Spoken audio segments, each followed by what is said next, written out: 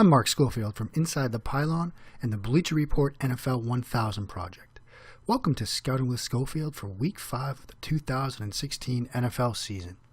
We've talked a lot so far about hands, route running, and ability after the catch at the wide receiver position, but those are just 3 of the 4 traits we are grading as part of the NFL1000 project.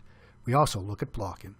This week, I wanted to highlight a few players who showed the ability to make a difference for their teams without having the ball in their hands.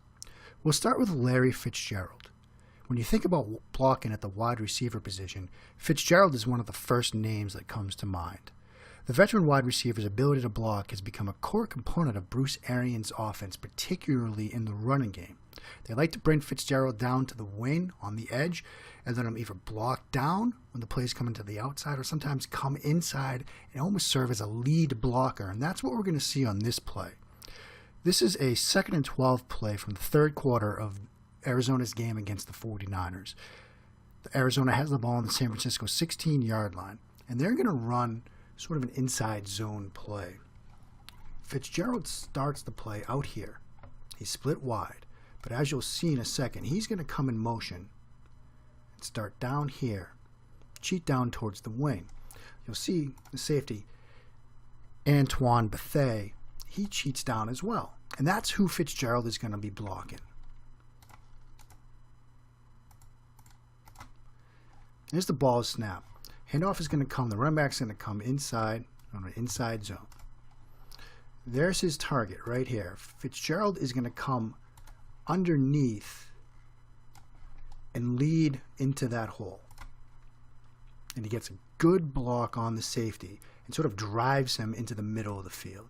There's some good contact, and he just drives him through the whistle.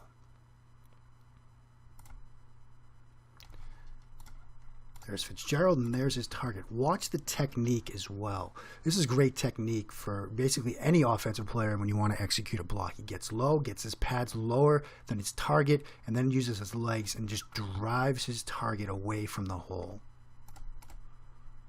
Right there, contact, and just leg drive to drive him away.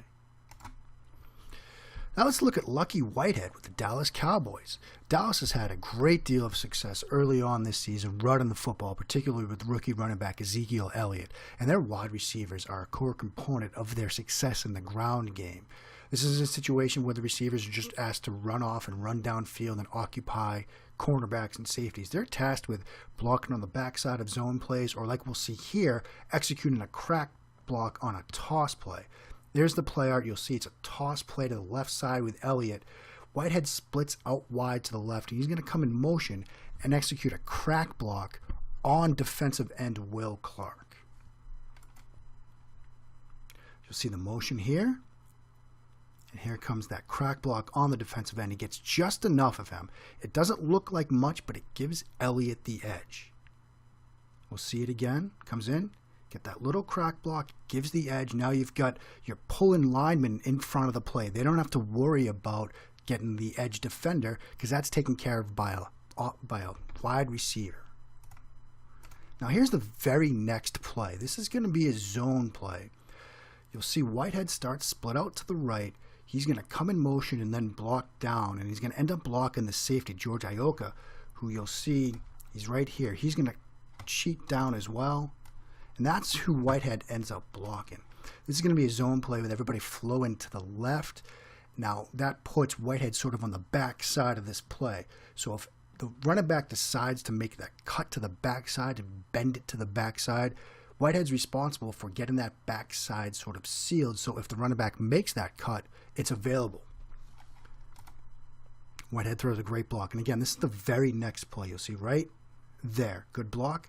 Morris cuts right behind it. It's a small gain, but it's only possible due to that block right there. Again, those were 2 straight plays from Lucky Whitehead. Great work as a blocker from the wide receiver position. We saw 1 crack toss. Here might be my favorite block of the week from the wide receiver spot. And this is Carolina receiver Corey Brown, who he's listed, by the way, at 5'11", 178. It's not a big boy, but he's going to be executing a crack block on rookie defensive end Noah Spence. Spence is listed at 6'2", 251. Watch what Brown does here on this toss. He just basically pancakes him. Again, he's got momentum and leverage, so that's nice, but right there. Gets the edge. Now you get the lineman out in space.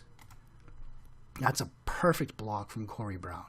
Great effort. Again, he's got momentum. He's got motion. Spence doesn't see that coming, but still, that's as close as you'll get to kind of a knockout block from the wide receiver position on a defensive end. Bears wide receiver Cameron Meredith had a huge day for Chicago. Stepping into the lineup after the loss of Kevin White for the season with a lower leg injury, Meredith stepped in and caught 9 passes for 130 yards and a touchdown, but he was also active in the blocking game. Here, Chicago's going to run a toss play to the left, but they can use zone blocking concepts with everybody sort of flow into the left as well. It's not sort of a man concept where they're blocking a particular man, it's zone blocking here. And Meredith, as you can see, he's here and he's on the back side of that. That means he's going to get that backside sort of edge sealed, like we talked about when that play by Lucky Whitehead.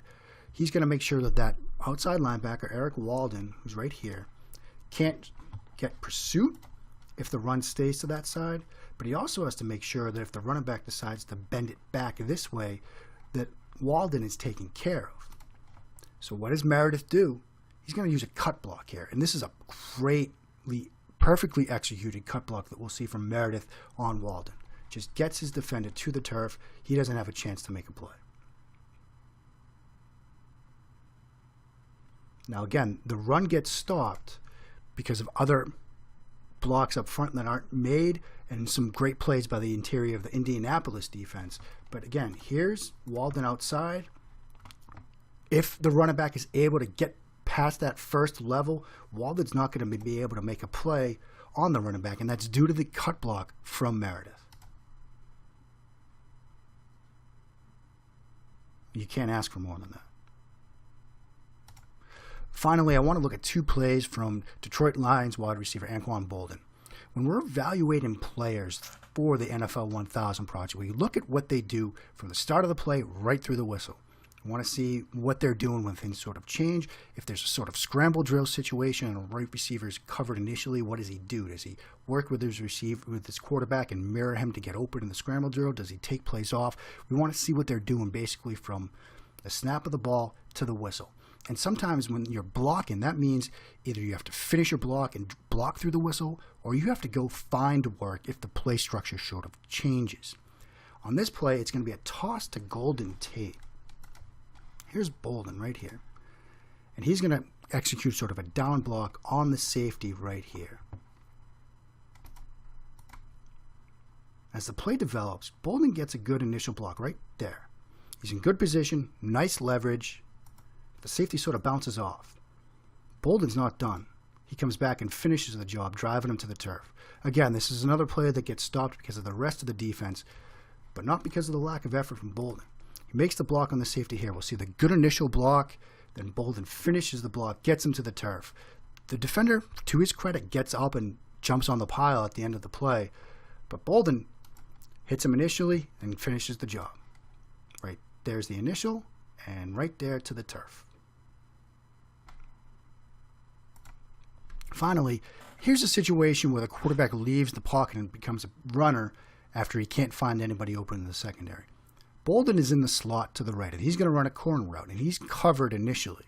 Stafford, without anybody to throw to, takes off around the right side. At this point, Boldin transforms from receiver to blocker, and he does it instantly, and again, gets his defender to the turf. And if you're a quarterback, this is what you want to see when you escape the pocket.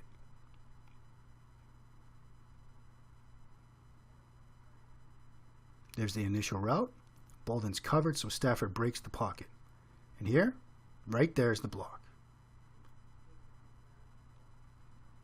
Again, nobody to throw to. Stafford's under pressure, so he takes off.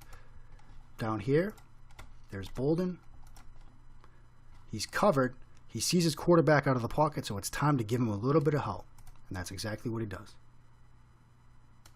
Some flags come in late, but it's not for Boldin's effort there. He throws a good block downfield, gets his head in front of the defender as well, so it's not a block in the back. And Stafford, as he's running with the football, he at least knows that one more defender is now down to the turf thanks to the effort from his veteran wide receiver. Those are the kind of things that we're looking for, and those are some of the blocks that stood out this week when watching the NFC wide receivers. We saw some great individual efforts from these guys as well as some other guys, but these blocks in particular really stood out to me. Blocking is a component of these players' grades each week, and it's plays like these that give guys good grades at the end of the tape review that we're doing here for the NFL 1000 project. My name is Mark Schofield. Thank you so much for watching and listening to this edition of Scouting with Schofield. I'll be back next week with some more plays and breakdowns from the wide receivers and tight ends from the NFC. Thank you.